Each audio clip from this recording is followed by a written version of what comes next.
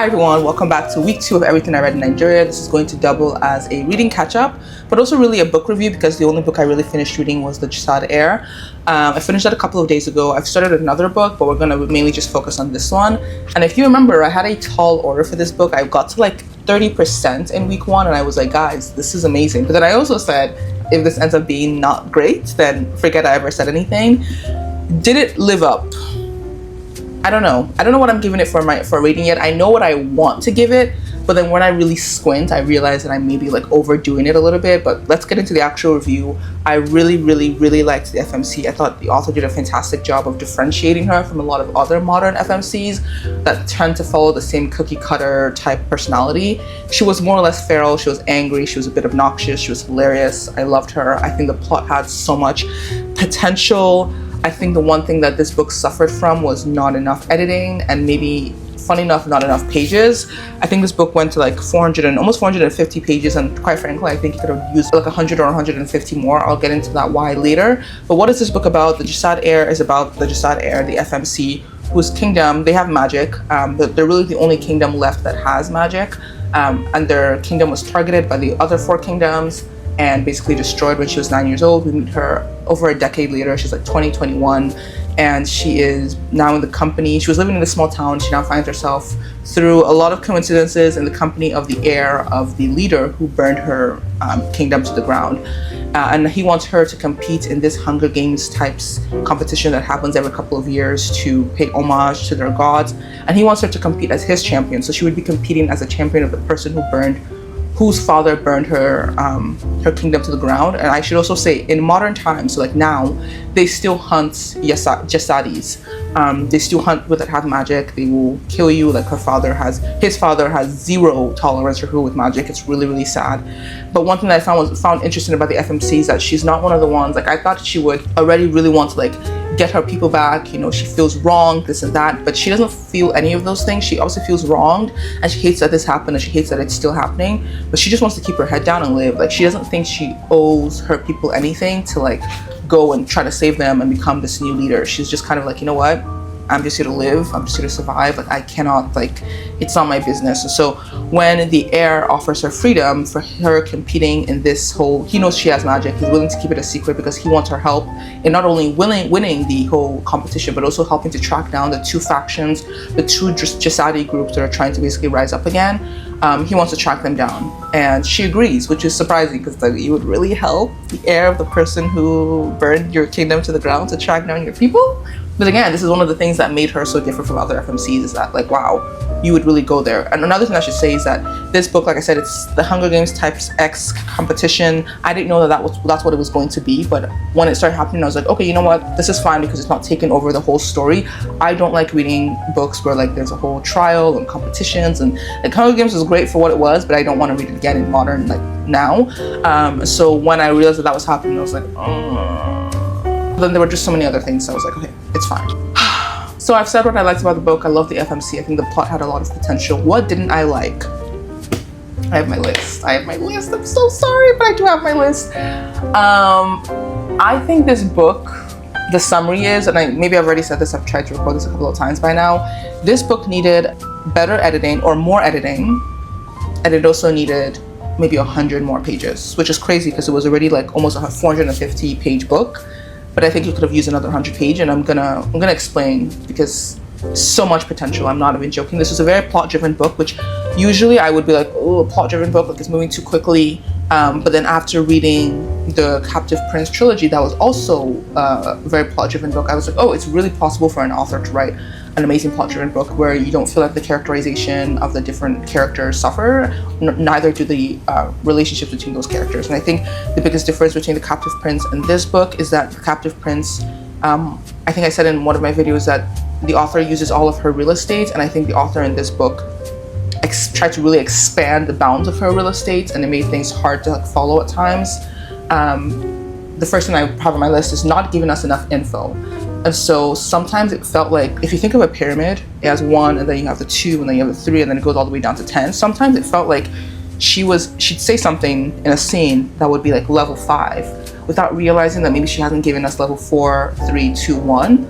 And the reason I say that is because eventually, a couple of pages later, a couple of chapters later, she would then give the context, which is fine, because obviously the reason why fantasy books are so interesting is because when you first read the first pages, first chapters, you don't really understand what's going on, and you have to keep reading to fully be able to figure it out. And I thought that's what it was, but it felt awkward. Like, it didn't feel like the typical fantasy book you keep reading and you find out what's happening. It felt disjointed to the point where I was like, does she not realize that she hasn't given us this information? It feels awkward in this scene. It feels like we're supposed to know what she's talking about.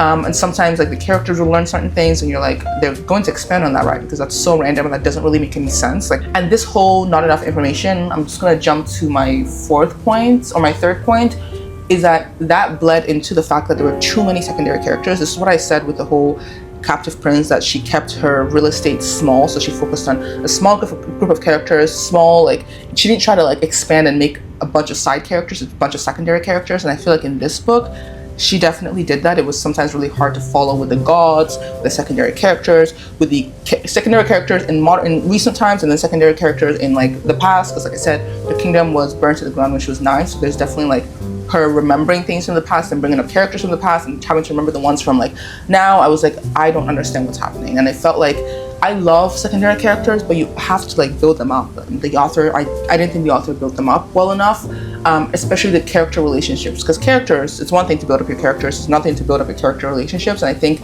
this book tried to lean on those character relationships, platonic and mainly platonic, and I didn't think the platonic relationships were built up well enough. So sometimes when the characters would do things for each other, or say, I would follow you to like, hell or death, I'm like, I don't think I believe that, because like, okay, yeah, everyone wants the romantic relationship to be believable, but your platonic relationships also have to be believable, and they were not believable. Like, one minute they're just like people that she knows, and the next minute it's like they're following her anywhere because like they love her so much and they consider her family. I was like, huh? I was just like, build up your secondary character relationships well enough for me to believe that this is happening, and moreover, build up the actual secondary characters. Like, it just felt like the relationships especially suffered from not enough world building, and that's why I said at the beginning, maybe a couple, like 100 pages more to actually make us believe that these characters are like super close and like would actually follow her to the ends of the world, because I'm like, I don't believe that at all. Let's go back to my second one. My second point was world building, plot driven, which is, I've already said, you can have a plot driven book that the world building, the characters and the character relationships don't suffer. But in this book, the character or the world building and the character relationship suffered. I don't think the characters themselves suffered as much as everything else, but that was because it was very obvious that the character that she was trying to build up was the FMC, and I think she did a good job of building up who she was. I will say though that her reasons for doing things and her thinking and her thought process sometimes eluded me, because sometimes it felt like, yeah, she obviously hates what they're doing to her people and other Jasadis, and then other times it's like she genuinely doesn't care and she's like very much willing to help and bring these people down. And I was like, which side are you on? Yeah, I just think that her characterization was the strongest. Obviously, it was a first person POV, but it also could have been worked on as well. And that's one of the things that better editing probably could have done. Let's see, my fourth point. Am I on number 4? 1, 2, 3. Yeah, fourth point, character relationships not fleshed out enough. We already touched on that. And then the fifth point, romance and the male MC's characterization. That is one character where if the FMC was built up well and we understood her characterization,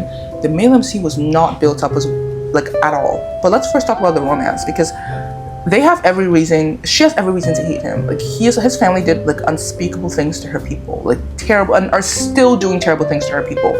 After reading Captive Prince, I'm willing to hold my breath for the author to convince me how these two are gonna fall in love. I thought this was a trilogy, so in my mind I'm thinking, okay, maybe in this first book they will grow to respect one another. I did not expect the romance to blossom as much as it did, and I think that moves too quickly, and I think it made the enjoyment of the book, because I was fully like sometimes skimming, because I was like, I don't believe this. Like, I don't believe this. Why would you fall for someone? And it's okay, it's not why would you fall for someone that would do this. It's the author should have, and I just realized it's a duology, so maybe that's why she's, picking up the pace, but I feel like there was really, even if it was a duology, there was no need for them to like admit their feelings for each other. Spoiler, in the first book. I mean, it's a romantasy, so is it really a spoiler? I just think that after reading Captive Prince and seeing enemies to lovers done right, where the romance did not happen in book 1, I think that's how every book should be, where if there is a very good reason for them to be enemies, like there was in Jasad Heir, like there was in Captive Prince, there is no reason why they should be getting together in the first book. There is no reason why you should have feelings for that person in the first book. It's not even that the romance shouldn't happen. There's no feelings that should be coming into play in book one if there is a good reason for them being enemies. So I was very much taken aback when that happened. I was like, what the author should have done was to make them maybe grow to be friends, grow to respect each other, but for them to admit, like, I was like, no. And I felt like his characterization really, like, also, let me just preface this by saying that I think he's going to have more chapters in book two, because in book one he had like 3 chapters. His name was, I don't remember the male MC's name, but he had like 3 chapters. So he wasn't really built up.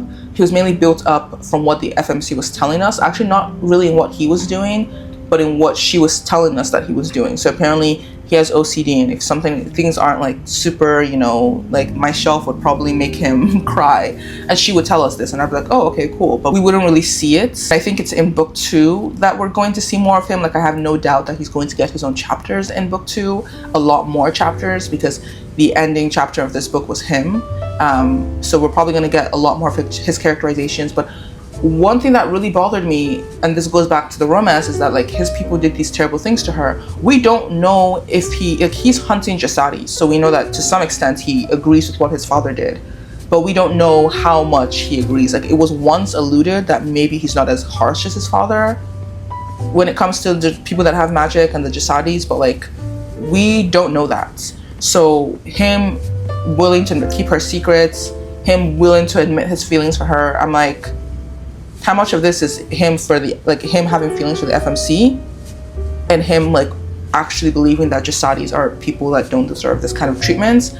That one was just like, I was like, I feel like I need to know more about where he stands, because right now it's non-existent. But like I said, I have no doubt that he will get more chapters in book 2. If he doesn't, that would be very strange. I would be like, listen, this book, like, come on now, we need more. Like, I need to know where he stands, she needs to know where he stands. Like, why is that? Before I fall in love with you, like, you hate me as a, like, what makes me me, and I'm not gonna ask you, bro, where the like are you gonna keep hunting my people while you're also helping him hunt your people? Do you see why it's like sometimes their reasons and intentions for doing things we're not clear enough, to the point where these are the conclusions that I have to come to, even though maybe that's not what the author intended, but I have no other choice but to come to these conclusions because no other reasons were given. Like, we don't know what we don't know, you know? This is why I don't like plot-driven books. With that being said, what rating was I going to? I honestly enjoyed this so much. Like, I was breezing through this. I enjoyed this so much after basically saying all of that. I was breezing through it. I'm not gonna lie. It was a good time. It's one of those books where it's like, I said I enjoyed it. I didn't say it was a good book, but it was the premise. Like, you guys don't understand. Like, this book could have been so good. That extra 100 pages, better editing, could have been so good, and no romance in the first book. I finished this and I was like, I'm gonna give it 4 stars. And then I squint and I'm like, it's really like a 3.5. But I am gonna read the sequel 1000%. The sequel comes out in July. I'm gonna pick it up. Am I going to request an arc? No, I thought maybe I would be so in love with this book that I would want to request an arc and break my rule already in Q1. But then I finished it and I was like, I don't think it wasn't amazing enough for me to be like, yes, I'm going to die tomorrow if I don't get this book now. But it was good. 3.5, 4 stars, depends on the day. Like, after I say all of this, I'm like, yeah, maybe it was a 3.5. But then while I'm reading the book, I'm like, I'm flipping the fucking pages. It was really enjoyable. It just needed more TLC when it came to the editing department. So what did I start reading when I finished this? I picked up The Favorites on my Kindle. I don't remember how I even owned this book because I didn't buy it. And then I remembered I made a friend at a thrift store because I like to thrift my books, as you guys know. And she was saying that she doesn't really read romance, but she sometimes reads historical romance, and she recommended me this book. She had thrifted it, all 6 books, a while back, and like breezed through it. And she really loved book 6, and she was like, you have to get it. And so I was like, yeah, sure. Like, if my random bookish friend says I should read it, then I'm gonna read it. And so I started reading The Favorites, Bride of Caradoc, book 6. Who is the author? It is by Alice Coldbreath. I'm enjoying it. It's definitely a long book. It's one of the longer historical romance books I've read, But so far so good. I think the writing is fantastic, and yeah, I'm enjoying myself. After that, I'm going to pick up The Bone Shard Daughter. I'm still feeling epic fantasy, and it was between this, Fireborn, Immortal Dark, or the Daniel L. Jensen one. I just realized Immortal Dark and the Daniel L. Jensen book both just came out. So, and I think the sequels of both are coming out this year, but I want to like save that till, I'll still read it on this trip, but I'd prefer to like not read it right away. So I'm going to read this and then probably Fireborn, and then we'll get to whichever of those two. So yeah, this just kind of felt like it was going to be epic fantasy, and that's what I'm still in the mood for. Still hoping to scratch the itch that's the Jasad Heir didn't really give me, but we'll see. This is one of the books I got for Christmas. So anyways, I will see you in week 3. Thanks everyone. Bye.